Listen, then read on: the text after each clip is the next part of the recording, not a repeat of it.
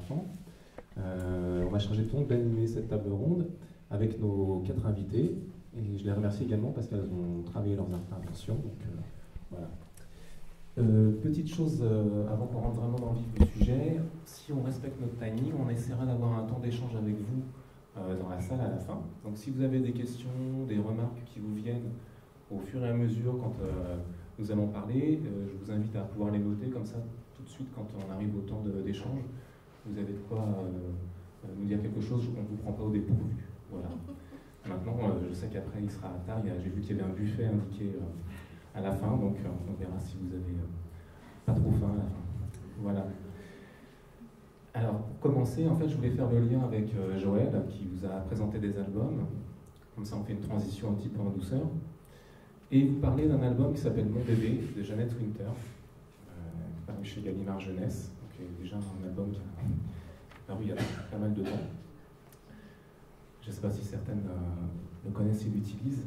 En tout cas, on est dans une histoire d'une jeune fille qui va grandir, qui va en fait devenir bientôt mère. Et donc elle est enceinte et elle se met à peindre un tissu bogolan. Donc elle est au Mali. Et en fait, elle va petit à petit prendre ce tissu, parler à son bébé qui est à l'intérieur de son ventre et commencer à lui raconter un petit peu ce qui se passe autour de lui. Par exemple, elle parle des tam-tams, elle parle du petit serpent qui s'enfuit en rampant, et elle va à ce moment-là dessiner sur le tissu bogolan le symbole de ce serpent. Par rapport au léopard, pour lequel il faut se méfier bien évidemment, elle dessine toutes ces mouchetures, et vous le voyez tout autour du cadre, et à la fois quand elle le dessine sur le tissu bogolan, elle l'inscrit. Donc toutes ces pensées qu'elle adresse à son bébé qui n'est pas encore né, toutes ces histoires, vont se retrouver à la fin sur ce tissu qui va avoir séché. Donc c'est fait avec de la boue. Et par la suite, c'est un petit peu pour moi comme si elle rédigeait donc cette histoire, comme si elle la dessinait pour son bébé, pour lui offrir. Et à la fin, toutes ces paroles, toutes ces pensées qu'elle a, elle va les lui offrir à sa naissance. Et ce tissu bogolan, c'est ce qui va entourer le bébé. Donc un peu comme toutes ces paroles, toutes ces histoires, aller l'enrouler, le protéger vraiment à la façon d'un talisman protecteur. Voilà, je voulais commencer un petit peu avec cette histoire pour vous parler de cette relation parent-enfant et dire aussi que du coup, il n'est jamais déjà trop tard pour lire à des enfants, parce que j'ai des parents qui s'inquiètent quand on leur dit qu'on lit à des bébés, ils se disent zut, moi, mon enfant a déjà 3 ans, est-ce qu'il est trop tard? Non, il n'est jamais trop tard. Mais il n'est jamais trop tôt non plus à partir du moment où on s'ajuste, bien évidemment, au rythme du bébé. Voilà, donc on le voit à travers cette histoire et cette maman qui a fait ce bogolan. Quand on commence à lire les histoires, Joël en a parlé sur ce face-à-face, mais évidemment, le bébé nous écoute. Évidemment, il s'intéresse à cette langue aussi, cette langue du récit, qui va un petit peu bousculer le quotidien et la langue de tous les jours, et qui va être très importante pour lui. Surtout qu'il est en train de faire déjà de l'acquisition de la langue de son côté. Voilà, on sait qu'il va regarder notre visage, il va avoir besoin de voir nos émotions transparaître quand on lit avec le bébé. Et c'est vraiment un dialogue sensoriel qui se met en place. Donc c'est très important. Par la suite, en grandissant, je voulais aussi parler de cette question du tiers, du livre tiers. Effectivement, quand on imagine le parent avec l'enfant assis à côté de lui, on va entrer dans un principe d'attention conjointe, c'est-à-dire que l'enfant se rend bien compte que le parent porte une importance à cet objet qui est au centre, qui est là, qui est un troisième élément. Et du coup, il faut se dire que l'enfant sait qu'il est en train de vivre une expérience intime, parce que s'entendre lire un livre, c'est toujours entrer dans les histoires, une expérience très intime, sauf qu'en même temps, au même moment, il est en train de la partager avec son parent, il est en train de le vivre grâce aux mots, et grâce aux intonations, à la respiration de son parent. Donc c'est un moment vraiment partagé. Voilà. Il faut pouvoir bien évidemment mettre ce temps en place, fabriquer cette petite bulle avec le parent. Et un petit peu à la façon des musiciens, pouvoir s'accorder l'un et l'autre quand on rentre dans cet temps mutuel. Là, plusieurs fois on en a parlé ce matin effectivement avec le rapport de Sophie Marinopoulos sur l'éveil culturel et artistique. Effectivement, son principe de malnutrition culturelle, c'est très important, surtout quand on voit la concurrence qu'il peut y avoir autour des écrans. Ça m'arrive dans ma profession, ça fait 15 ans que j'ai des livres à voix haute dans des salles d'attente de PMI et autres. Je suis concurrencé bien évidemment par des téléphones portables qui sont mis, voilà, que les parents utilisent. Alors je ne dis pas qu'ils les montrent aux enfants nécessairement, mais les parents sont attirés aussi beaucoup. Donc, quand on parle de parents qui mettent les enfants tôt aussi devant les écrans, il y a aussi nous, adultes, qui passons aussi beaucoup de temps parfois à regarder ces écrans-là. Et bien sûr, ça se fait au détriment de la qualité de la relation entre le parent et l'enfant. C'est donc important qu'il y ait des professionnels de la santé, de la culture, du social, de l'éducation, comme nos invités ce matin, et comme vous sans doute, qui s'investissent pour encourager les parents à participer et à refaire cet acte simple de lire avec leur enfant. Alors je dis simple, mais ça n'est pas forcément, parce qu'effectivement, il faut se rendre compte que pour certains parents, le rapport au livre n'est pas forcément évident. Ça peut être compliqué dans la petite enfance ou dans un rapport à l'école par la suite. Donc c'est quelque chose aussi qu'il faut prendre en compte. Et puis, même pour des parents qui sont dit, habitués à lire, effectivement, garder à l'esprit cette notion de plaisir dont Joël parlait. Ça, c'est primordial. Effectivement, on n'est pas en train de faire un exercice avec son enfant, avec un tout petit, encore moins. Ça n'a pas vocation à le rendre plus intelligent. Voilà. Donc, on sait, d'autant plus que plus ça va être un temps de plaisir partagé, un temps d'échange, et plus la dimension affective va être prenante dans ce moment-là, et plus justement les vertus cognitives de ce temps de lecture vont être importantes. Donc, tant qu'à faire, il vaut mieux être dans cette lecture plaisir, on a tout à y gagner. Voilà. Et puis je voulais aussi conclure d'une certaine manière avec une étude qui était sortie en 2016 sur les jeunes et la lecture, qui était soutenue par le Centre national du livre, et qui avait permis de recueillir la parole de 1500 jeunes, des enfants qui avaient entre 7 et 19 ans, et à qui on leur a demandé, posez-vous une question autour de la lecture. Et notamment, il y avait une question qui était, est-ce que vous avez eu le souvenir d'avoir eu des lectures quand vous étiez petit? Et sur ce panel de 1500 jeunes, 64% se rappelaient avoir eu des moments de lecture régulièrement avec leurs parents. Et parmi ces 64%, 94% avaient trouvé ça plaisant, avaient aimé ça. Voilà. On s'en reste quand même 6% qui apparemment se sont ennuyés fermes, pour qui ça va être un moment de plaisir. Bon. Mais c'est plutôt quand même encourageant d'avoir ça comme chiffre. D'ailleurs, dans les petits retours qu'il y a eu lors de cette étude sur les souvenirs liés à ces moments de lecture, ces enfants qui avaient grandi maintenant, indiquaient souvent que ce temps de lecture durait très longtemps, enfin était long. Et par la suite, quand on interrogeait les parents, pas du tout. En fait, c'était très court parce que les parents n'avaient pas forcément beaucoup de temps. Et ça met en avant cette question de cette bulle de lecture et du temps suspendu quand on lit avec les enfants. Pour eux, ça paraissait, dans leurs souvenirs, c'était long, enfin, c'était confortable. Le parent, il prenait du temps. Donc, quand j'ai un parent qui me dit j'ai que 5 minutes, je lui dis voilà, c'est déjà très bien 5 minutes. Vous avez dans le temps de l'enfant, cette lecture-là, prenez-les. C'est jamais perdu. Et un autre souvenir, il se souvenait d'une odeur particulière, et jamais la même, quand les enfants indiquaient ces temps. Et en cherchant, effectivement, c'était une odeur, ça pouvait être le parfum d'un des parents, l'odeur du parent.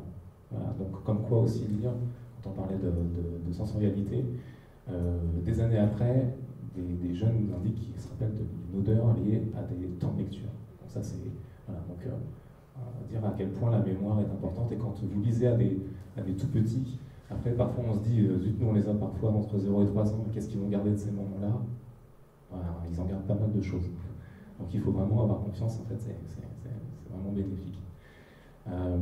Dans cette même étude, et pour conclure, c'était vraiment il ressortait que les mères étaient plus généralement celles qui lisaient à la maison, le plus souvent, et qui par la suite étaient les plus grandes prescriptrices en termes de lecture.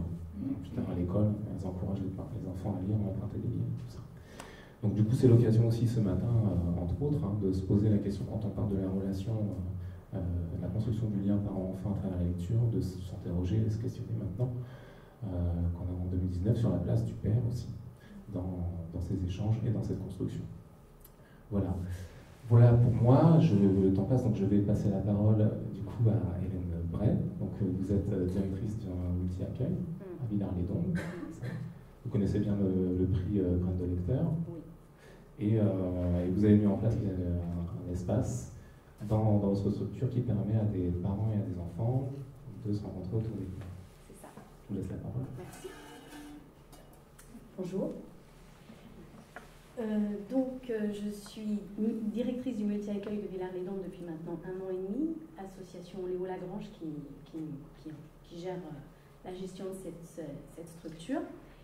Pour planter le décor, c'est une crèche de 36 berceaux, donc 36 enfants à la journée, 14 professionnels. Donc on a à peu près une soixantaine de familles qui passent. C'est difficile de prendre la parole, alors je suis désolée, je vais peut-être un peu bafouiller.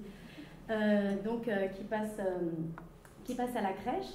Et du coup, le livre a une place importante à la crèche. Je ne sais pas si je vous l'ai dit, ça fait 1 an et demi que j'y travaille. Avant, je travaillais dans une autre crèche à Saint-Just, donc pas loin de Bourg-en-Bresse. Et il n'y avait pas, à l'époque où j'ai pris mon poste, de bibliothèque au sein du village. Donc on avait mis un système de prêt de livres à la crèche. Après, la bibliothèque a vu le jour à Saint-Just, mais on a quand même gardé ce système de prêt puisque les parents étaient très contents de pouvoir emprunter des livres pendant les moments où ils déposaient leurs enfants ou quand ils repartaient, ce qui leur permettait ils avaient ce manque de temps pour aller à la bibliothèque, ou bien les bibliothèques n'étaient pas ouvertes au même moment qu'ils avaient du temps libre. Donc ça avait bien marché ce projet-là, et j'avais envie de le remettre en place à Villars-les-Dombes, sans forcément demander aux parents s'ils avaient envie ou s'ils avaient ce besoin-là. Donc on l'a fait avec une dizaine de livres, et très vite on s'est rendu compte que 10, ça ne suffisait pas du tout. Donc on a vite été à la DBT pour demander une trentaine de livres supplémentaires. Donc là on a une quarantaine de livres qui tournent dans une petite bibliothèque de fortune entre guillemets, enfin bibliothèque, dans un meuble qui sert de bibliothèque. On a récupéré un meuble qui ne servait pas dans une des sections, et on a mis ce meuble avec tous ces livres à l'entrée de la crèche. Ah ben voilà. Donc c'est dans le couloir de l'entrée de la crèche. Il y avait déjà le canapé qui était présent pour se déchausser simplement, parce que dans la crèche dans laquelle je travaille, on demande aux parents de se déchausser. Donc le canapé permettait de se déchausser simplement. Du coup, on a récupéré ce meuble-là, et les parents, ils peuvent emprunter avec les enfants les livres que nous mettons à leur disposition. Bien sûr, il y a des petites règles obligatoires. Du coup, on a mis une petite affiche où on explique aux parents qu'ils peuvent emprunter les livres pour les emmener à la maison. Mais attention, donc il faut emprunter que 2 livres, parce qu'effectivement, s'ils en empruntent 10 tout de suite, ça va être problématique. Et pour 15 jours. Et il suffit de s'inscrire sur un petit cahier pour noter les livres empruntés en fait. Et à chaque fois qu'ils ramènent le livre, ils remettent la date du retour du livre, comme à la bibliothèque en fait. On n'a pas de système de carte, on a juste pris ce système-là. Voilà, donc ça c'est le cahier des emprunts, où les parents notent la date d'emprunt et la date de retour du livre et quel livre. Donc les enfants aussi mettent leur empreinte. Donc le crayon à papier est bienvenu, hein, parce que effectivement, sinon il y en aurait partout sur les livres, sur les meubles, sur le sol, partout. Le crayon à papier est accroché à un petit fil Scooby-Doo. Vous voyez le petit trou aussi sur la couverture plastique. Ça aussi c'est pas mal, comme ça il y a le petit stylo, le petit crayon, pardon, il est là, il reste là en tout cas. Donc les pages sont parfois abîmées. Là on avait mis des petites illustrations, elles ont été un peu déchirées, mais bon, en même temps, voilà, ça vit. Comme les livres. Alors voilà, la chose qu'on risque de faire ça en fait, parce que c'est pas grand chose à mettre en place, il faut juste mettre des livres, un cahier, et puis voilà, et puis de donner les règles. Mais la chose qu'on risque à la rigueur, c'est que les parents partent de la crèche à la fin de l'accueil de leurs enfants qui ne rendent pas les livres. Ça peut arriver, mais franchement, c'est rare. Et la deuxième chose, c'est que les livres s'abîment. En même temps, les animatrices de la VDP m'ont toujours dit que les livres sont faits pour vivre et que oui, ils vont s'abîmer. Donc les parents le savent. D'ailleurs, je l'avais mis sur l'affiche. Si les livres sont abîmés, c'est pas grave, mais il faut me les rendre pour pas qu'ils passent qu'ils continuent à circuler. Mais voilà, après, c'est la vie et ça enlève la lourdeur de la lecture. Enfin, comment m'expliquer? C'est pas ça que je veux dire, mais ça enlève la peur d'abîmer le livre et de pas lire avec les enfants, parce que les enfants abîment, déchirent, marchent dessus, bah, ils ont le droit en fait. Donc c'est pas grave en fait. Je simplifie, enfin voilà, j'arrive pas à m'exprimer, mais je pense que c'est dur. Oui, voilà. Puis rendre simple ce moment-là et juste se dire que c'est juste un moment de plaisir, quoi. Et pas mettre trop de règles strictes, pas toucher, pas déchirer, pas... Parce que là, ce que tu me disais, c'était qu'ils étaient quand même en autonomie sur cette gestion-là. Complètement. Nous, on n'intervient pas du tout. Donc les parents, soit le matin, lorsqu'ils emmènent leurs enfants, en général, c'est plus le soir qui prennent le livre, parce qu'ils prennent le temps avec leurs enfants de choisir le livre. Des fois, c'est les parents qui choisissent à la place des enfants. Et moi, mon bureau, je ne sais pas si vous avez vu sur la première image, mais mon bureau, en fait, il donne... la porte de mon bureau est dans le couloir. Donc, des fois, la porte de mon bureau est ouverte et j'entends plein de choses. Des fois, j'interviens pas. Des fois, j'interviens, mais gentiment, bien sûr. Mais parfois, les parents ils disent « Non, pas ce livre, ça fait 3 fois que tu l'empruntes. » Alors, des fois, je dis « Mais si, c'est bien, c'est le côté redondant, c'est important pour les enfants, ça les rassure. » Et voilà, « Oh, bah, ce livre, il est joli, tiens, on va prendre celui-là plutôt, pas celui-là. » Donc, après, faire comprendre aux parents qu'ils n'ont pas les mêmes goûts que leurs enfants, surtout que leurs enfants n'ont pas les mêmes goûts qu'eux, c'est aussi intéressant. Donc, j'interviens, mais sinon, oui, cette petite bibliothèque, là où elle est placée, en fait, elle permet un sas entre la crèche et la maison. C'est un objet un petit peu transitionnel, c'est un objet de la crèche qu'ils emmènent à la maison et puis qu'ils ramènent après, donc ils vont en prendre soin, ils savent qu'il faut quand même en prendre soin et du coup ça les aide à passer d'un univers crèche de la journée avec tout ce que ça comporte à l'univers de la maison et du coup les parents pour aussi, je pense que c'est important ce moment-là et cet objet-là. Est-ce que tu as observé du coup des fratries qui s'installent aussi? Parce que oui. Du coup, ça peut amener ça. Oui. C'est un lieu informel en fait. C'est un lieu très informel en fait. C'est plus un simple couloir en fait. Cet endroit-là, il est vraiment chargé. Et suivant les soirs, suivant les parents pressés ou pas pressés, il y a des parents qui prennent le temps et des parents ils savent venir. Lui, il a besoin de son histoire le soir avant de repartir à la maison. Donc ça se passe. Les grands aussi. Les grands frères et les grandes sœurs qui attendent que leurs parents aillent chercher leur petit frère ou leur petite sœur, prennent un livre, s'assoient sur le canapé ou par terre et lisent le livre en fait. Donc, et puis ils sont vraiment en autonomie, c'est ce que tu disais tout à l'heure, les parents ils gèrent vraiment et je suis vraiment pas derrière, alors peut-être que je vais avoir une dizaine de livres qui ne sont pas revenus. Béatrice, je suis désolée les filles. Non mais je pense pas vraiment. Donc oui. Voilà. Vous avez des parents qui vous donnent des livres, peut-être pour mettre là aussi? Ça pourrait être... Il y a eu des parents qui nous ont donné des livres, oui, mais on les a plus mis en section. Parce qu'en fait, oui, c'est vrai. Pourquoi pas les mettre là? Parce que... Ça se développe un peu ces armoires à livres où les gens donnent, échangent, oui. Oui. Et puis tu disais que tu voulais faire évoluer aussi. Oui, je voulais faire évoluer un peu En fait, il y a eu un appel à projet il n'y a pas longtemps qui est tombé dans ma boîte aux lettres de la crèche d'une entreprise qui aidait financièrement les projets autour du livre et la parentalité. Donc je me suis dit tiens, mais pourquoi pas rendre meilleur ce lieu et peut-être acheter un meuble un petit peu plus grand pour mettre un peu plus d'espace pour les livres ou peut-être un canapé un peu plus confortable. Voilà, donc je pense, répondre à cet appel à projet et puis voilà, parce que j'ai envie de le faire évoluer. Faire évoluer aussi parce qu'en préparant ouverte, je l'ai déjà dit tout à l'heure, cette table ronde, excusez-moi, cette table ronde, je me suis rendu compte en discutant avec Frédéric que les parents des bébés n'empruntent pas les livres. Et je m'en étais pas rendu compte. Et je pense que on a avec mon équipe tout un travail à faire là-dessus.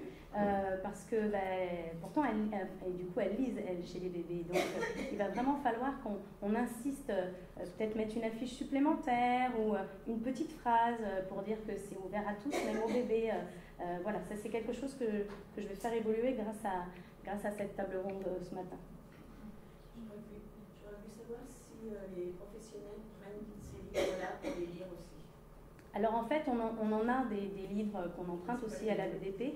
C'est pas les mêmes, ceci dit, on les fait tourner parce que si je laisse pendant 1 an ou même 6 mois ces mêmes au livre, je pense que les parents ils vont me dire vous ne pouvez pas changer les livres s'il vous plaît. Donc en fait je les fais tourner entre voilà, avec les sections, ceux-là on vient tourner en fait. Ça permet déjà de remarquer qu'il y a des livres qui sont plus lus que d'autres. Alors c'est pareil, hein, cette table ronde m'a permis aussi de réfléchir et peut-être de demander aux parents quel genre de livre ils ont envie d'avoir. Parce que là, c'est moi qui les ai décidés avec mes propres... exactement ce que j'aime le plus. Il y en a que j'aime pas, des livres, hein, j'avoue, comme tout le monde. Et je ne vais pas les emprunter, ce qui n'est pas bien. Du coup, je vais certainement demander aux parents s'ils ont des envies particulières et pour pouvoir être plus proche de leurs besoins, leurs envies. Vous pouvez profiter d'une tournée Bébébus et lui convier le choix. Bien sûr, par exemple, tout à fait. Qui vient au mois de novembre, le 29. Exact. C'est noté. Merci Hélène. Et puis il y aura l'occasion, si on a du temps à la fin, de pouvoir reposer d'autres questions. S'il y a des personnes qui ont des idées sur comment faire évoluer aussi cet espace. Voilà. Déjà, il y a rendez-vous avec le bébébus. Oui. Là, je vais passer la parole du coup à Laure Perry et Angélique Blanc. Vous êtes bibliothécaire à la médiathèque La Grenette à Montpellier-en-Bugey, avec un espace jeunesse refait à neuf, ça, flambant neuf, on verra sur les photos que c'est très beau. Et vous animez aussi depuis 8 ans un bébé lecteur, ça. Exactement. Voilà, et vous avez aussi du coup dans votre parcours été amené à faire des actions en dehors des murs aussi de la bibliothèque, et notamment dans les salles de PMI. Donc voilà, vous faites plein de choses en fait. Donc je vous laisse la parole pour pouvoir nous indiquer tout ça. Alors du coup, on va vous parler de plusieurs choses. On voulait commencer par la PMI. C'est un projet qui a été initié par la BDP. Donc nous, on s'est engouffré dans la brèche qu'on a suivi. On a fait ça pendant 3 ans, parce qu'il y a eu des travaux entre-temps. Et du coup, là, on avait une photo de nos bébés lecteurs qu'on faisait déjà avant les travaux. Ça, c'est l'ancienne bibliothèque. Et donc, pour nous, ça allait de soi d'aller un petit peu hors les murs et d'aller voir un peu ce qui se passe ailleurs, chercher les lecteurs aussi, les jeunes lecteurs, tout jeunes lecteurs, à la PMI. Donc, du coup, on a profité de l'opportunité que nous a donnée la BDP. Et en même temps, oui, souligner aussi qu'à la PMI, ils étaient très demandeurs. On a été soutenus tout le long. À chaque fois, on était annoncé. Le médecin qui était là-bas disait à chaque fois en sortie de consultation « allez lire un livre », etc. Donc on n'était pas tout seul non plus comme ça posé en salle d'attente. Donc on y est allé pendant 3 ans, 1 fois par mois. Une demi-journée. Donc à chaque fois c'était très régulier pour que les gens aussi prennent leur rendez-vous.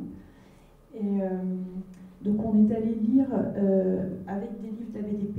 La BDP a prête une caisse de livres et nous on utilisait cette caisse là-bas. Elle était mise à disposition uniquement quand on était là-bas. Alors la PMI, ça nous a permis, on a pris un exemple et puis on va le suivre un peu tout le long. Ça nous a permis notamment de rencontrer des tout petits, puisque les parents ils viennent notamment pour la pesée, des enfants pour les vaccins, etc., quand ils sont vraiment tout jeunes. Alors au début, il y a eu un peu de questionnement, de réticence, oui. Alors des parents c'est une chose, parce qu'ils ne connaissent pas forcément la lecture avec les tout petits, mais aussi de la part de notre hiérarchie, Donc il a fallu, ça n'allait pas de soi d'aller en PMI, ça va toujours pas de soi d'ailleurs, et donc il a fallu un petit peu défendre le projet.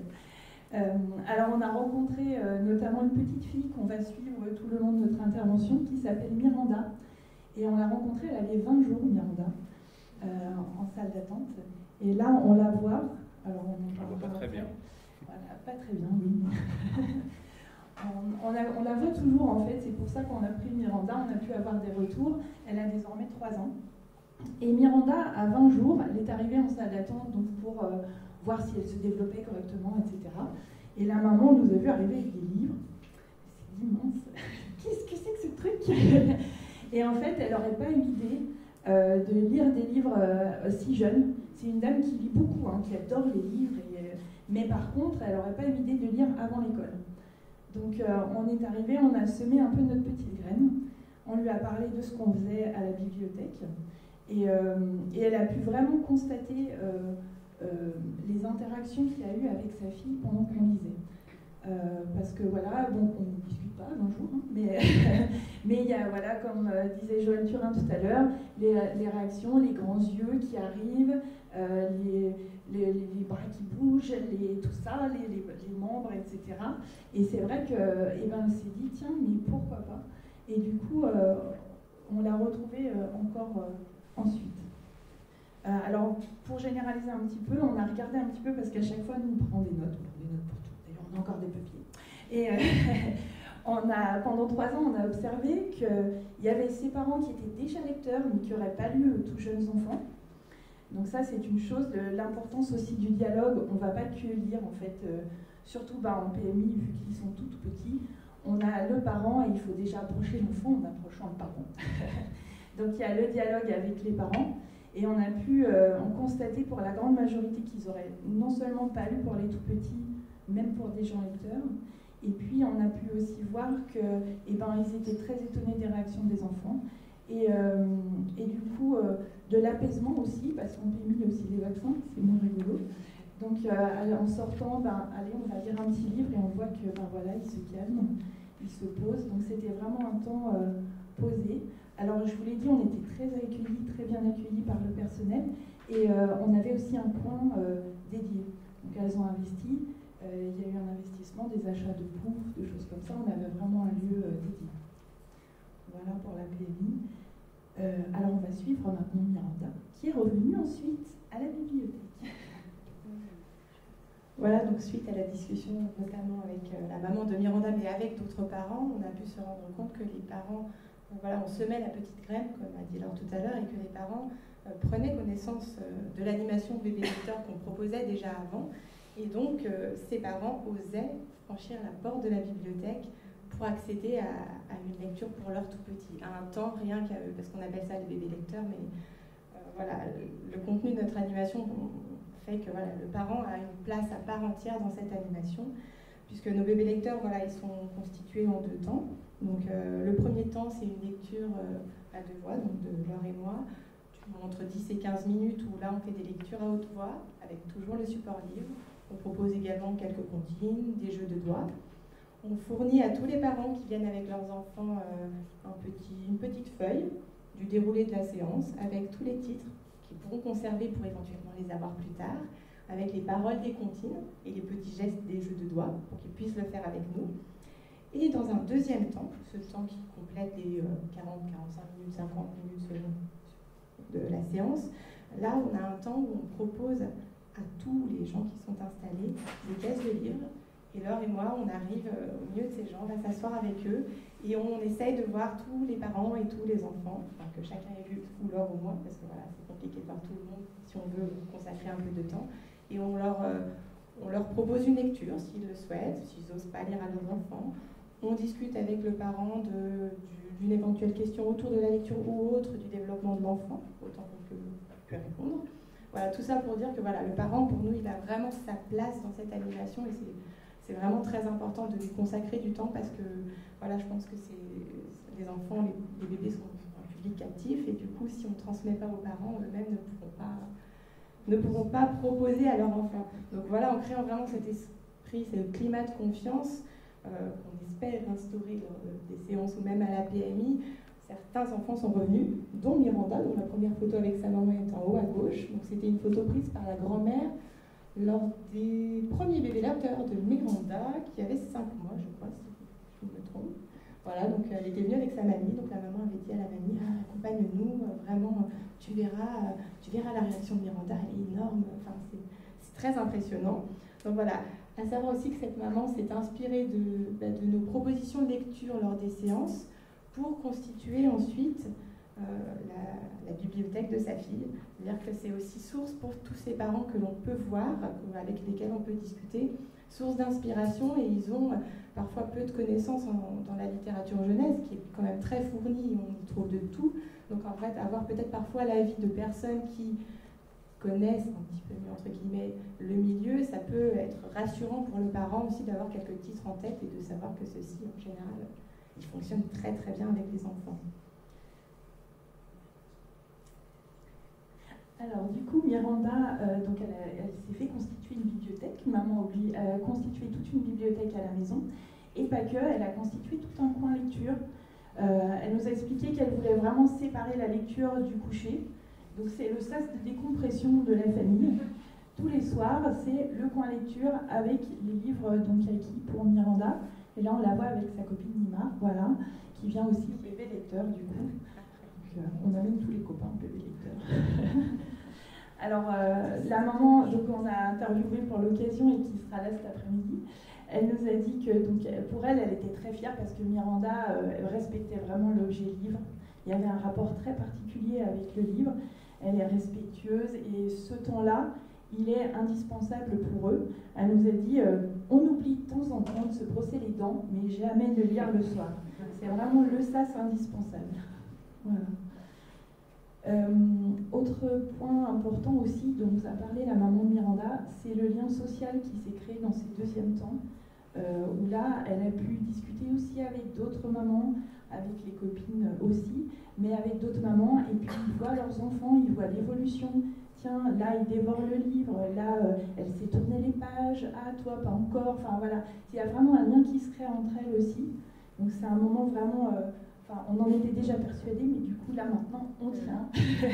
On le garde, ce deuxième temps, parce que vraiment, il y a vraiment un lien social qui se crée entre les mamans et entre les enfants aussi, hein, de toute façon. Donc là, ils sont tout un groupe qui se rejoignent assez régulièrement au bébé lecteur. Alors là, on voit le petit fly qu'on donne pour les dates. Voilà. Et on va passer à notre coin parentalité. Donc là, on est allé, les bébés lecteurs, on les a maintenus pendant qu'on était fermés. On a fait des travaux à la bibliothèque. Donc pendant 2 ans, les gens, les Embarrois n'avaient pas de bibliothèque. Mais on maintenait nos animations.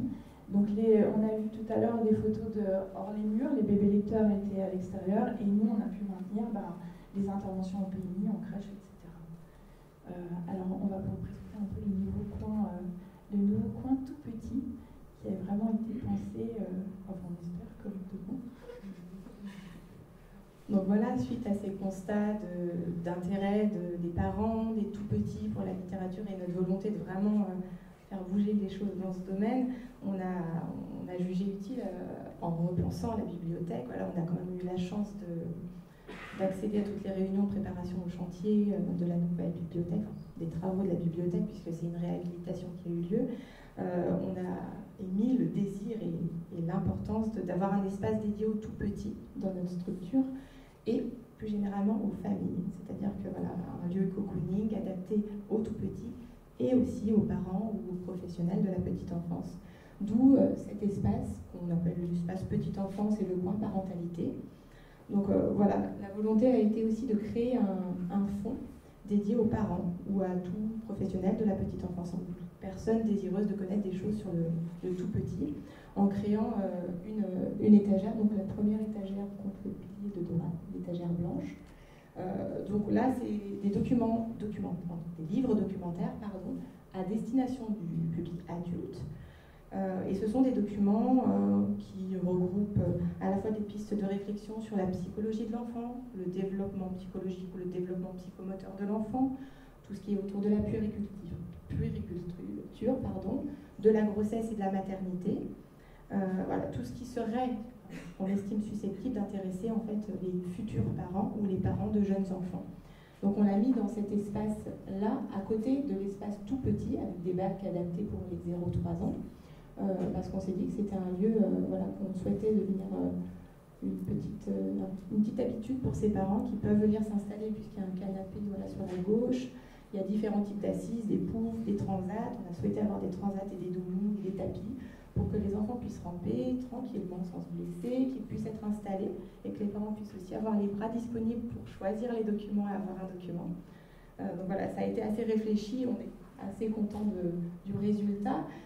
Cet espace est positionné le long de la rue, devant des grandes vitres, le long de la rue principale qui traverse Ambérieu, ce qui fait qu'il y a un côté aussi un petit peu attrayant pour les personnes qui passent devant, puisqu'ils voient qu'il y a de la vie, les enfants ils bougent, les enfants ils lisent. Voilà, donc voilà, c'est un lieu qui fait appel pour nous, donc voilà, c'était intéressant de le positionner ici. À savoir que dans cet espace, on propose donc les livres tout petits, des documentaires pour les parents, mais aussi un petit livret qu'on a souhaité faire avec Laure sur ce qu'on appelle Bienvenue aux petites pousses, qui est un livret qui regroupe à la fois nos espaces, les animations qu'on propose pour les tout petits, mais aussi quelques idées de lecture pour un parent qui souhaiterait s'informer un peu sur les quelques premiers livres éventuels qu'on pourrait offrir à son tout petit. Et ce livret, on a souhaité aussi le distribuer à tout parent qui vient faire sa déclaration de naissance à l'état civil. Donc à Ambérieu, nos collègues de l'état civil le distribuent normalement à tout parent qui vient s'inscrire à déclarer son enfant. Je l'ai feuilleté, il est très bien fait. Donc si les personnes veulent le voir, après, par la suite, voilà, je trouve que c'est pas mal de pouvoir s'en inspirer. Voilà, je ne sais pas si j'ai oublié quelque chose d'essentiel. Peut-être y revenir sur la maman de Miranda, tout à l'heure on en parlait. Elle nous a parlé du côté nostalgique de ces bébés lecteurs qu'on avait proposé à sa fille dès le plus jeune âge, en disant que maintenant, lorsqu'elle allait à des lectures, sa fille elle est scolarisée, elle va donc dans des séances comptées, des séances dans d'autres bibliothèques, puisqu'elle habite assez loin d'Ambérieu au final, et elle nous disait qu'en nous entendant lire, maintenant, elle attribue notre voix à des instants partagés avec sa fille lors des premières séances de bébé lecteur, et il y a le côté nostalgique, je pense, je l'ai assimilé comme ça, de voilà, ma petite fille a découvert la lecture ici ou dans cette ambiance-là, et c'est un appel, voilà, donc du coup je pense qu'on a semé une graine, et c'est vrai que c'est chouette d'avoir des retours comme ça de parents qui nous font ces retours, parce que c'est ce qu'on disait tout à l'heure, nous on essaie en tant que bibliothécaire de semer toutes ces petites graines auprès des parents et des tout petits, mais on n'a pas forcément les retours de ceux-ci, donc c'est toujours plaisant de l'entendre. Voilà. Merci beaucoup. Et ça, souvent, nous professionnels, on oublie de demander aux parents ce qu'ils en pensent finalement. Après, on peut être timide aussi parfois, on peut se dire, est-ce qu'on rentre pas trop dans une sphère? Si les parents n'ont pas envie de le dire, ils ne le diront pas, mais c'est vrai que en fait, souvent, c'est un moment après, ils vont s'exprimer et dire ce qui a pu se passer par la suite. Et donc c'est important aussi pour nous professionnels de se rendre compte qu'il y a pu y avoir des effets, qu'il y a des sentiments aussi à ce qui se passe là. Et quand vous parliez de la salle de PMI, avec un moment apaisant par rapport à la vaccination, donc qui fait encore pas mal de salles de PMI, je trouve que c'est plutôt les parents qu'on calme quand on raconte des histoires avant le vaccin, par exemple. Par exemple, avant le vaccin, c'est un moment où je pense que si on arrive à capter le parent et à le faire rentrer dans une histoire, il se sent un petit peu apaisé, un petit peu moins en crainte, et l'enfant, du coup, par la suite, également. Oui, c'est vrai. Je pense aussi à une maman de jumelles qui était totalement paniquée parce que ça hurlait dans tous les sens et qu'elle était très malade. Et il ne fallait pas leur lire, elle passait dans le couloir. Non, ne vous approchez pas. Et je me suis approchée avec mon livre, avec des petites consignes. Et du coup, ça a apaisé. Elle a vu tout de suite que ses filles, elles se sont arrêtées, elles ont regardé un peu ce que c'est ce tondeau là qui est en train de gigoter devant moi. Et en fait, oui, tout de suite, ça l'a apaisé. Et cette maman, c'est vrai qu'on l'a revue après au bébé lecteur, elle est venue, il y a vraiment une continuité du coup. Et ouais, on constate que ils n'auraient pas pensé que ça allait les apaiser autant. Que ça allait peut-être les arrêter 2 minutes, un peu interloqués, mais pas sur le. Sur la période. La notion de rencontre un peu fortuite comme ça, elle est très importante. Et on fait connaissance finalement, il s'est passé un événement, c'est une petite histoire en fait. Oui. Ce que vous racontez, c'est une petite histoire. Et en fait, ça les amène après à justement d'autant plus facilement en bibliothèque, c'est pas. Ça fait une grande différence. Alors du coup, c'est vrai que ça allait un peu de soi pendant qu'on était en travaux d'aller chercher les gens et de continuer à faire hors les murs. Et tout le questionnement maintenant, c'est bon, on a réouvert, donc on a un peu tout arrêté pour réouvrir. Maintenant, on recommence nos animations au sein de la bibliothèque. Et le questionnement pour cette année, ça va être aussi qu'est-ce qu'on fait en hors les murs, est-ce qu'on continue? Et c'est ce que je disais tout à l'heure, c'est pas forcément évident. Même si les partenaires sont convaincus que même en tant que professionnel du livre, qu'on soit suivi et qu'on...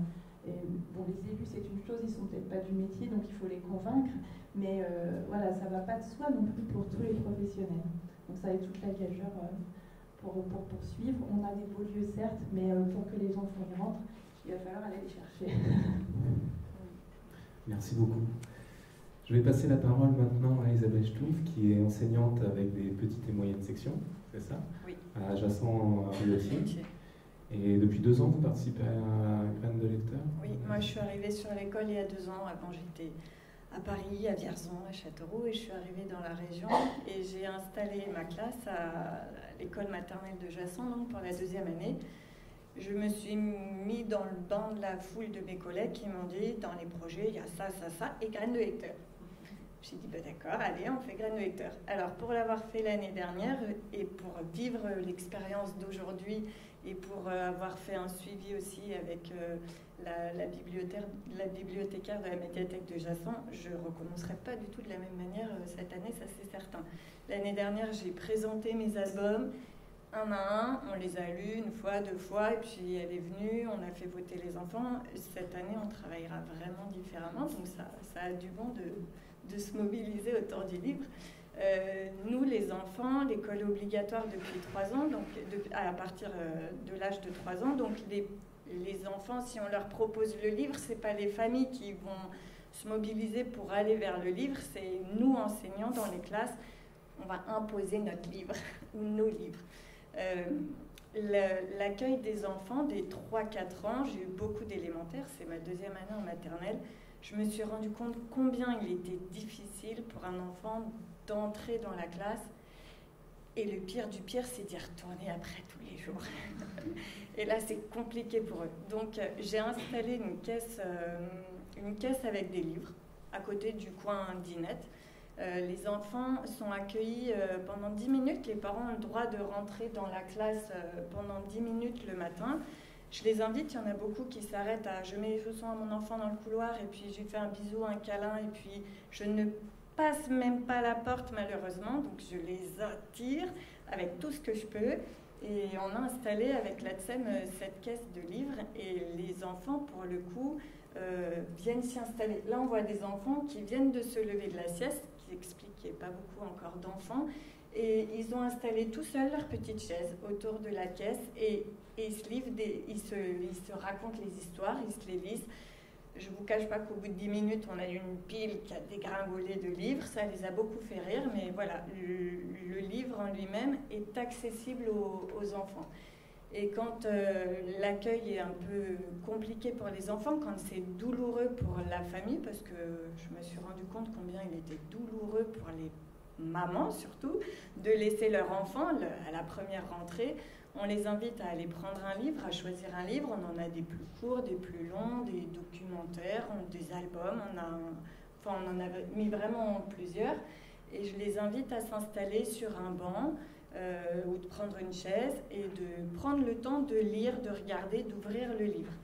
Et je me suis aperçue, parce que je l'avais fait déjà l'année dernière, je me suis aperçue que pour certaines familles, c'est un rituel. Allez, dépêche-toi, on met les chaussons, on passe aux toilettes, comme ça j'ai le temps de te lire ton histoire. Mais tu sais, maîtresse, elle va dire que c'est l'heure, il est déjà 8h25. Et moi, je les stoppe en disant, c'est l'heure, le portail il va se fermer, vous savez qu'il y a le bouton, vous pouvez l'ouvrir tout seul, donc il n'y a pas de souci, vous prenez ce temps avec votre enfant. Et ce qui est agréable, c'est de voir qu'un parent s'installe avec son enfant, donc l'enfant est très collé à maman, souvent, hein, pour pouvoir lire le livre, mais il y en a 1, 2, 3 autres qui arrivent un peu timidement au début, ils sont derrière le banc, ils regardent au-dessus de l'épaule, et puis finalement, ils viennent s'installer. Donc ça rentre, on va dire, dans les petits rituels de la classe. Et on a même une maman, c'est ce que je disais à Frédéric, qui nous a troqué notre caisse de livres contre un petit meuble à bibliothèque à roulettes depuis 2 jours. Donc les enfants, jeudi après-midi, ont vidé la caisse et ils ont rempli à leur façon l'espace de la bibliothèque roulante. Et depuis hier matin, du coup, elle se trouve vraiment au milieu des bancs pour l'accueil. Donc comme les enfants posent leur étiquette au tableau, ils contournent la caisse. Elle ne sert pas encore de camion à tamponner tout ce qui se passe. Ça arrivera, c'est certain. Mais pour l'instant, je les vois prendre des livres et puis ils sont beaucoup plus facilement visibles. Donc enfin, c'était juste hier, mais c'était une réussite. Voilà. Et pour continuer à... Je ne vais pas dire à obliger les enfants à tenir un livre dans les mains ou à le rapporter à la maison, mais pour faire, vous, c'était un hors les murs, moi, c'est un hors la classe. J'ai mis en place un système de sac à album. Alors, j'ai vu ça sur les blogs de collègues, ça avait l'air génial. Et à cause de Frédéric, je me suis déjà lancée. L'idée était là, je m'étais dit, je me garde ça en tête pour les vacances de la Toussaint, je vais peaufiner ça. Et puis finalement, j'en ai fabriqué un qu'on a mis en place dès la semaine dernière. Donc on a travaillé sur non, non, non. Donc l'album, on l'a en classe, on l'a beaucoup lu. Les enfants sont capables de raconter l'histoire et connaissent les petits personnages. Et ils ont... Donc ce sac, on n'en a qu'un exemplaire. Les enfants partent avec le jeudi matin et le rapportent le lundi. C'est un sac qui va à la maison, qui est voyage. Avec toute la crainte de... Et mon livre, comment il va revenir? Mais c'est pas grave, on a mis un petit mot par an en espérant que chacun joue le jeu. Et comme ça, le lundi, le sac revient. Le lundi matin, il peut repartir dans une autre famille. Et voilà, jusqu'au jeudi matin. Et on a mis, voilà, alors il y a une fiche à destination des parents qui est là. Voilà. Elle est un peu longue, je me suis dit est-ce que je l'allège? Je pense que dans les prochains sacs je l'allégerai, mais j'avais envie d'expliquer aux familles, parce que je l'ai fait en réunion de parents mardi dernier, mais j'avais que la moitié des familles qui étaient représentées. Et j'avais envie que ce soit accessible et que ce soit assez clair pour eux. C'est pas juste « Ah, la maîtresse, elle t'a encore donné un sac. Ah, parce qu'il y a déjà le cahier de la mascotte Rodadou, il y a le cahier de vie, il y a le blog et il y a beaucoup de choses. » Non, là, c'est quelque chose que je veux que l'enfant touche, utilise et présente. Donc, on a la petite fiche, on a l'album, avec un petit coloriage que l'enfant peut conserver à la maison. Et après, on a les petits trésors. Eh ouais. On a fait un petit sac avec les petites marottes qui peuvent bouger, raconter, etc. C'est une histoire donc d'un petit ourson qui ne veut pas aller à l'école, il dit non, non, non tout le temps. Et puis il y a un copain qui s'inquiète en disant mais comment ça tu dis tout le temps non, non, non, je suis sûre que tu sais dire oui, regarde j'ai un bonbon, est-ce que tu le veux? Non.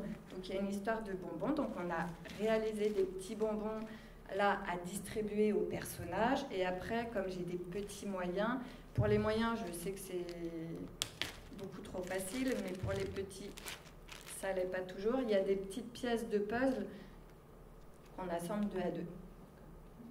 Voilà, donc ils manipulent, ils touchent.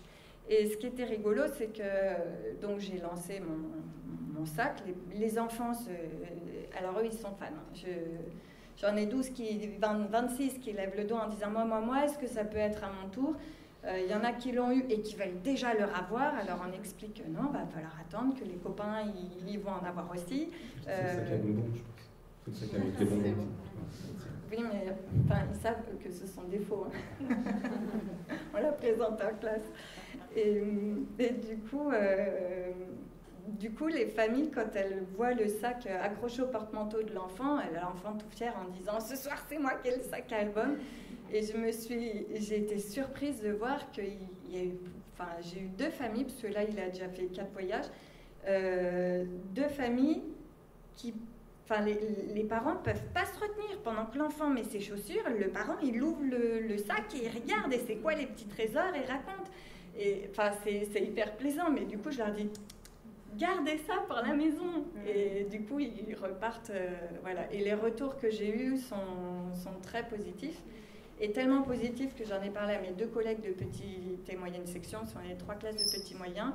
Et elles en ont aussi mis un en place qui va tourner dès la semaine prochaine. Donc on se fait aussi une constitution au sein de nos 3 niveaux et on va pouvoir tourner voilà, en prenant un peu le même modèle, toujours un album, un petit coloriage et après des petits trésors, des images séquentielles à remettre dans l'ordre, des petits puzzles, des petites choses à distribuer.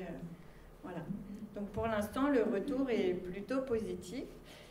Et pour continuer d'attirer les parents dans la classe, parce que des enfants confiants, pour rentrer dans la classe, il faut que les parents soient confiants. Et à l'école, malheureusement, les parents, selon moi, n'ont pas assez de place. Donc je les invite, dès que je peux, dès qu'on a un événement, à le partager avec nous. Et du coup, une fois par période, je l'ai fait l'année dernière et ça a été une réussite, donc je le reconduis cette année. J'ouvre les portes de la classe pour ce qu'on appelle un accueil prolongé.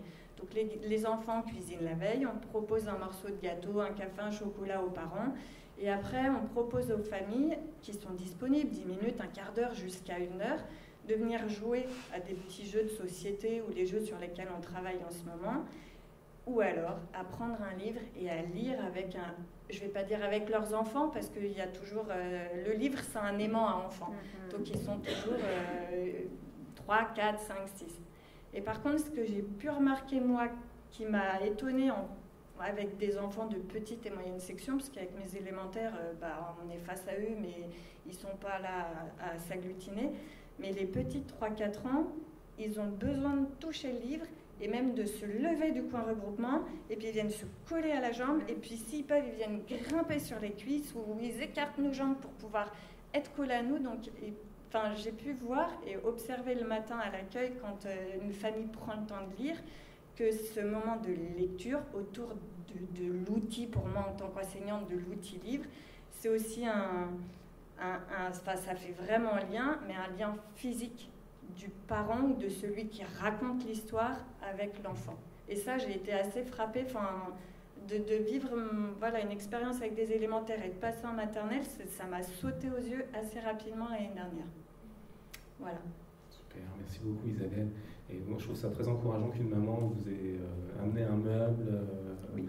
Parce que du coup, moi, c'est une partie d'elle aussi c'est elle qui participe à ça. Ouais. Donc c'est aussi après, comment... elle déménage, elle fait du tri, mais plutôt que de vendre... C'est pas anodin, finalement. Après, quand c'est un objet qui lui appartient d'une certaine manière, comme le sac peut aussi devenir quelque chose qui peut être approprié, traité par des parents. On peut imaginer plein de choses dans la participation, parce qu'ils font effectivement cette participation que vous attendez à la maison, mais même dans la construction de vos outils.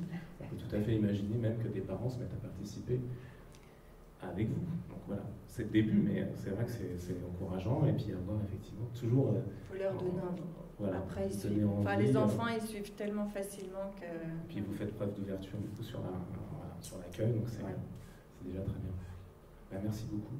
Je peux juste dire, quand vous parlez ça me fait revenir une image en tête, quand vous dites qu'il vous pousse. Tony Léné parlait de la nidation culturelle. C'est tout à fait ça. Trouver un nid comme ça, c'est une très belle image.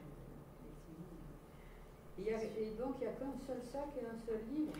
C'est mon premier pour l'instant, oui, mais avec les albums qu'on va travailler au fur et à mesure, j'espère en avoir au moins 6, on va dire, d'ici novembre-décembre. Et puis après, comme j'ai mes collègues aussi, on va tourner nos livres, les sacs. Parce que si vous créez le besoin... Les autres qui doivent être frustrés... Là, ça c'est sûr qu'on crée la frustration, tous les jours à l'école. Oui. Et puis en général, c'est pas en une soirée qu'on a pris le temps de le regarder, parce qu'on veut le regarder, le relire. C'est ce que me disait une maman. Elle fait c'est bon, votre non. Je sais, à l'école, c'est épatant. C'est ce que dit le petit personnage. Elle me dit, mais Lina n'a jamais eu ce vocabulaire-là dans la bouche. Et du coup, moi, en tant qu'enseignante, je me dis, c'est gagné. Il y a le bagage lexical qui est fourni. Et après, si on le replace en contexte, c'est acquis. Et vous disiez que vous travailleriez différemment le prix Graines de lecteur. Qu'est-ce que vous comptez l'année dernière, sans mentir, j'ai présenté les albums, on les a lus, et puis on n'en avait qu'un pour les 3 classes, donc on se les faisait tourner. Là, je vais insister pour qu'on ait chacune notre série, que les enfants puissent les rapporter à la maison comme on fait là, et pas juste... et puis on va pas s'y prendre au mois de décembre. Maintenant que j'ai lu les livres, je vais les motiver là, dès lundi. Donc déjà sur... faire un sac sur ce modèle-là, sur les livres de... peut-être, mais avec du coup un sac et les 5 livres qui partent d'un coup, peut-être pour que les familles puissent comprendre que ça fait partie, puisqu'on l'a présenté en réunion, mais que ça fait partie du prix Graines de lecteur, que c'est détaché, puisqu'on fait des fiches, mais bon, je sais que tout le monde les lit. Hein. Donc, je sais pas, je réfléchis. Mais on prendra beaucoup plus le temps de travailler sur les albums, de se les approprier davantage. Et pas juste les lire 1 fois, 2 fois, 3 fois. Allez, si on a le temps, on fait 3 fois. Hein, mais après, il faut passer à la classe d'après. Donc ça, c'est sûr.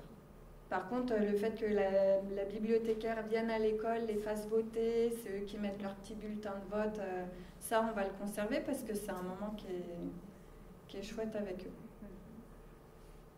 Que les parents comprennent ce vote-là, ils adhèrent à cette...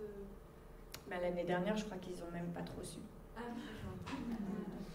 Vous voyez, je vais faire autrement. Il n'y a pas eu, par exemple, une communication sur le prix décerné par l'école?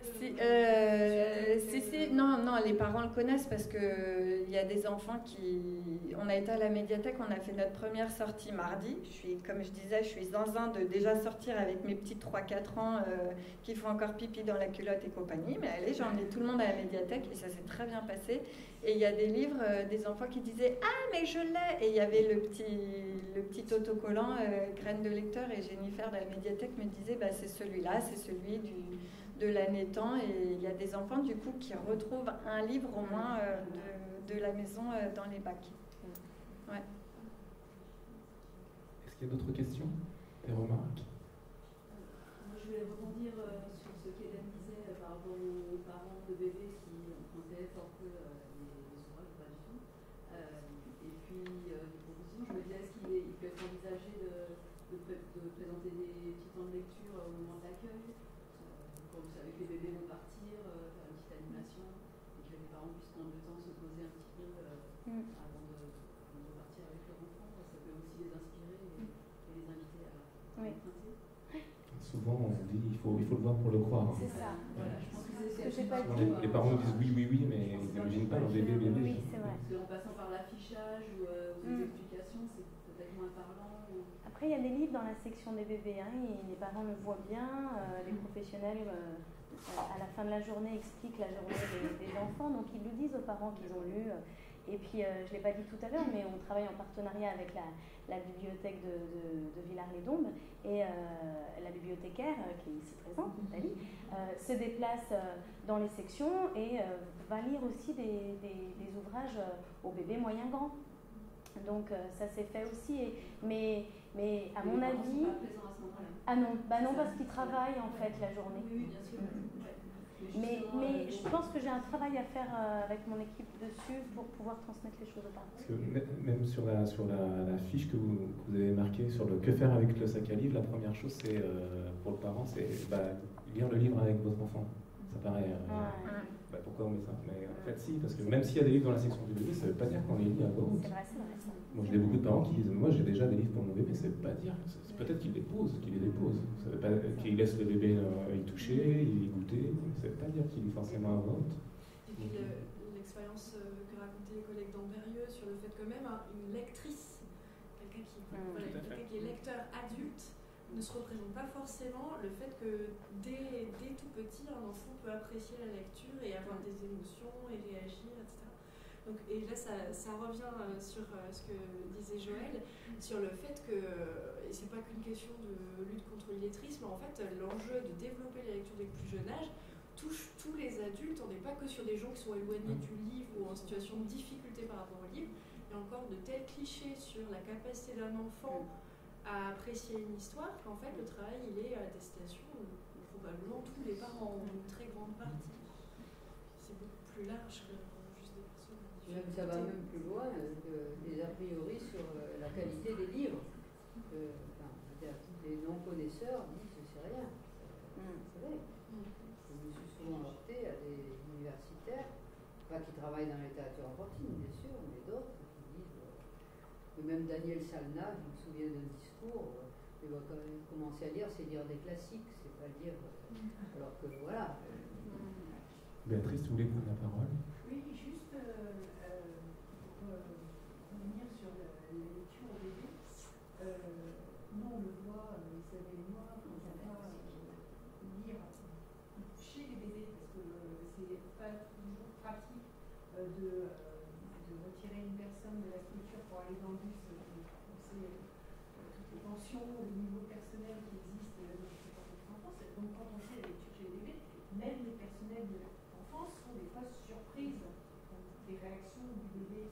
Donc, c'est vrai que ça serait quand même bien d'explorer cette idée de en fait, montrer aux parents qu'un bébé a des réactions et même un petit temps, hein, mais quand on sait que même les personnels de petite enfance peuvent être surpris sur les réactions des enfants. Oui.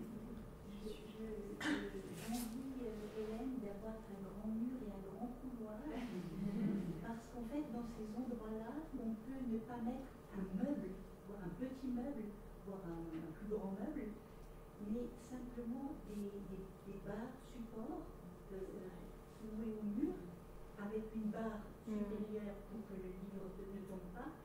Et du coup, l'enfant là peut à ce moment-là choisir le livre parce qu'il voit la couverture.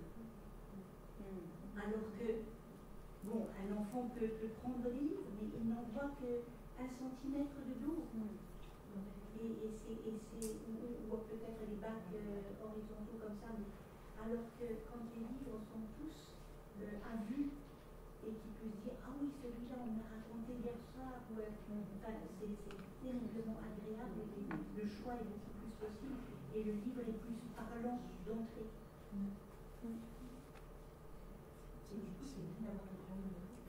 Parce que les classes sont toujours trop petites, les bibliothèques sont toujours trop petites pour avoir cet espace-là.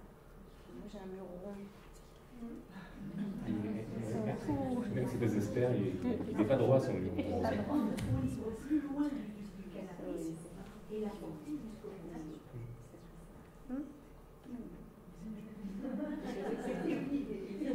Je prends. Ah oui, c'est la première chose, c'est ce qui nous attire. Ça nous attire, on tombe dessus, on s'y était pas attendu. Moi, il y avait en PMI, j'avais une concurrence avec un toboggan gigantesque, une structure, mais c'est dur de lutter sur un temps très court. Mais j'avais des livres qui étaient devant à la sortie, donc les enfants glissaient du toboggan, ils arrivaient, espace de motricité, moi je mettais des livres, et ils tombaient du coup sur des couvertures de livres, et là, paf, ils commençaient à s'arrêter, ce qui fait que voilà, moi je gérais l'embouteillage au toboggan après, j'avais évité qu'il y ait des accidents, je décalais. Mais oui, c'est pour la première accroche. Et on voit bien qu'il y a des livres, nous quand on les teste, vous les testez sur le terrain, parfois je sais que j'ai envie de lire ce livre-là, mais la couverture, ça ne marche pas parfois. Il va falloir que je l'ouvre, par exemple. Il faut que j'ouvre, par exemple, le livre, parce que c'est là que les enfants vont s'y intéresser. Il y a des couvertures vraiment qui font écho aux enfants, puis d'autres. D'autres réactions? On va finir. Je vais remercier du coup toutes les intervenantes, Hélène, Angélique, Laure et Isabelle, parce que vous avez super bien bossé. Vous avez fourni les photos.